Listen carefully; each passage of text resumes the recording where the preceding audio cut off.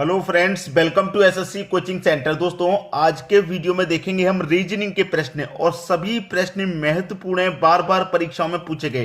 तो चलिए स्टार्ट करते हैं। पहला प्रश्न है, उस आकृति को चुनिए जो भिन्न हो। ये आपके पास चार आकृतियां हैं, हमें इसमें से वो आकृति चुनेंगे जो सबसे भिन्न होगी, सबसे अलग होगी। तो अपना अपना आंसर कमेंट कर दीजिए। सर, हमें पता है ये वाली आकृति भिन्न है, ए, बी, सी या फिर डी। जो भी आपको लगता है आकृति भिन्न है, तुरंत कमेंट बॉक्स में कमेंट कर दिया करें। ठीक है, जो भी आपका आंसर हो तुरंत कर दिया करें कमेंट। तो यहां पर देखिए, हम चेक करेंगे। यहां पर इस वाली आकृति में दो अलग अलग है, एक ऊपर वाला खाना है, एक नीचे वाला ब्लॉक है। इसमें एक यहां पे डॉट, एक यहां पे डॉट। यहां पे भी एक ऊपर वाले में डॉट का निशान, एक नीचे वाले में। यहां पर बराबर बराबर में दो ब्लॉक हैं, एक अलग ये, एक ये वाला। इसमें भी एक अलग अलग डॉट हैं दोनों में। अब यहां पर देखेंगे तो यहां पर क्या है, एक ही खानों में दोनों डॉट हैं, जबकि सभी में अलग अलग खाने में एक डॉट ऊपर वाले में, एक नीचे वाले में, एक ऊपर वाले में, एक नीचे वाले में, एक लेफ्ट वाले में, एक राइट, मतलब अलग अलग में है। इसमें एक ही में दोनों डॉट दिए गए हैं, तो यही तो हमारी भिन्न हो जाएगी आकृति। मतलब ये जो डी ऑप्शन है यही हमारा सही जवाब हो जाएगा। आसानी से पता लग गया भाई। ऊपर वाले खाने में भी डॉट का निशान, नीचे वाले में भी, ऊपर वाले में नीचे वाले, मतलब दो खाने दिए गए हैं, तो दोनों में अलग अलग डॉट का निशान है। ठीक है, दोनों में अलग अलग, लेकिन इसमें एक ही में दे दिया गया, तो यही हमारा सही जवाब है। आगे बात समझ में। अब देख लेंगे अगला प्रश्न। अगला प्रश्न है, यहां पर देखिए 3x3 का सिमेट्री है। अब मैंने आपसे क्या बोला, अगर आपका आंसर आपको मिल जाए तो तुरंत कमेंट कर दिया करें कमेंट बॉक्स में कि सर ये सही है। 8, 10, 17, 11 क्वेश्चन मार्क, यानी कि यहां पे कौन सी संख्या आएगी एक्स के स्थान पे, वो पता करना है। 10, 16, 11, 8। एक तो हमें यह देखना होता है कि बड़ी संख्या कहां पर है। अगर हमें बड़ी संख्या पता लग जाए तो उसी तरफ हम प्रश्न को सॉल्व करना चालू कर देते हैं। लेकिन जब यहां पर तो कोई बड़ी संख्या नहीं है और जो हमारा क्वेश्चन मार्क है वो भी बीच में है।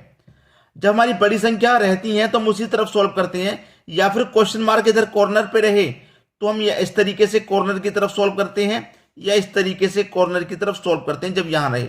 लेकिन ये तो बीच में दिया गया है, तो हम ऐसे भी सॉल्व नहीं कर सकते, ना ही ऐसे, क्योंकि समझ में नहीं आएगा आंसर जल्दी से।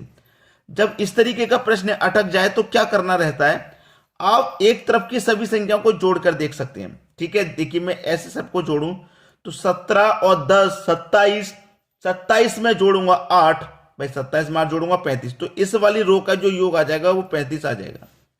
अब इसमें तो x है, तो पहले मैं इस वाली को जोड़ लूं। 16 और 17 ये भी 27, 27 में जोड़ेंगे 8, तो ये भी 35 हो गया। इस रो का योग 35, इसका भी 35, तो इसका भी 35 आना चाहिए। 11 में 10 जोड़ूंगा 21। अब 21 में कितना जोड़ूं कि 35 आ जाए, 14 जोड़ना पड़ेगा। 14 है कहीं ऑप्शन में, बी ऑप्शन में दिया रखा है, तो ये आपका सही जवाब है, यहां 14 आ जाएगा। क्लियर सभी को प्रश्न, किसी को कोई प्रॉब्लम नहीं होगी। यहां पे भी हमारा 35 आ गया। किस तरीके से करना है प्रश्न को समझ में आ गया होगा। अब देख लेंगे अगला प्रश्न। अगला प्रश्न है, नीचे दी गई आकृति में कौन सा अक्षर उन छात्रों का द्योतक है जो गायक भी है और नर्तक भी है। तो यहां पर देखेंगे अलग अलग बने हुए हैं।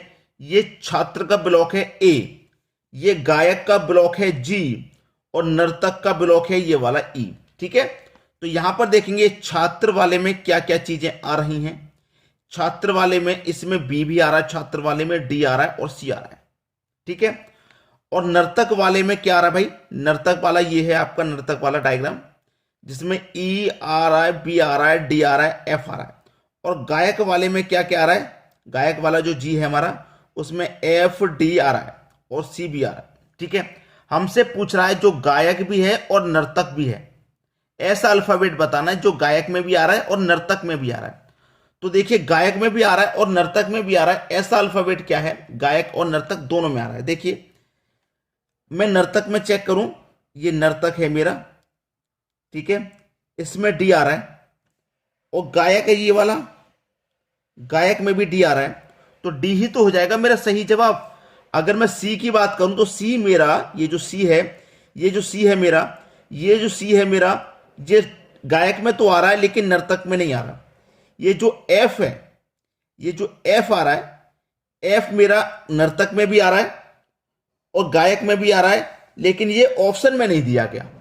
भाई ऑप्शन को भी तो मैच करेंगे, ऑप्शन में जब एफ है नहीं तो इसको कैसे आंसर कर सकते हैं। डी दे रखा है तो नर्तक में भी है और गायक में भी डी आ रहा है, तो डी मेरा सही हो गया। सी की बात करेंगे तो सिर्फ गायक में है, नर्तक में नहीं। बी की बात करेंगे तो ये छात्र और नर्तक में आ रहा है। तो उम्मीद ये करूंगा कि आसानी से ये प्रश्न भी आपको समझ में आ गया होगा। अब देख लेंगे अगला प्रश्न।